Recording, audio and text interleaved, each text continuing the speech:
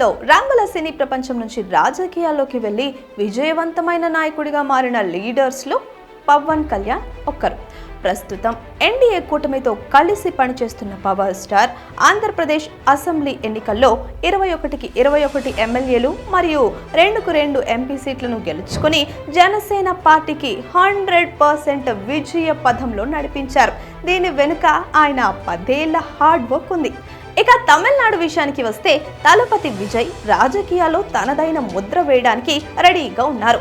ఆయన ఇటీవల తన కొత్త రాజకీయ పార్టీని ప్రకటించడంతో పాటు బలమైన ప్రచారాన్ని ఆల్రెడీ ప్రారంభించేశారు. విజయ్ తనను తాను తమిళ రాజకీయాల్లో ఒక ప్రధాన నాయకుడిగా నిలబెట్టుకోవాలనే ఉద్దేశంతో పనిచేస్తున్నారు. అలాగే ప్రజాసేవ చేయాలని కూడా బలంగా నిలబడి పోరాడుతున్నారు. పవన్ కళ్యాణ్ లేటెస్ట్ గా ఒక తమిళ ఇంటర్వ్యూలో పాల్గొన్నారు. ఈ సందర్భంగా ఆయన సినీ నేపథ్యం నుంచి రాజకీయాల్లో స్థిరమైన స్థానాన్ని సంపాదించుకున్న అనుభవజ్ఞుడిగా తలపతి విజయ్కు ఏమైనా సందేశం ఇస్తారా అని అడిగారు. దీనికి స్పందించిన పవన్, నాకు విజయ్ సార్కు చెప్పే పెద్దగా సందేశం ఏమీ లేదు.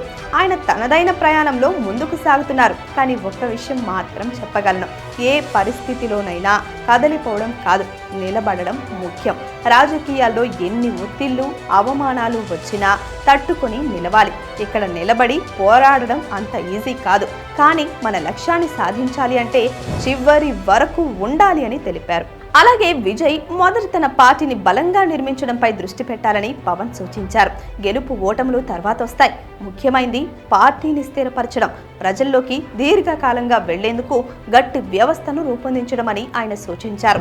పవన్ కళ్యాణ్ విజయ్కి మంచి సలహాలు ఇచ్చారు.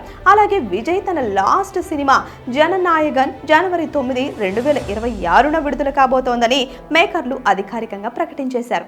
Please subscribe to the channel and download the Politicos app from the links in the description.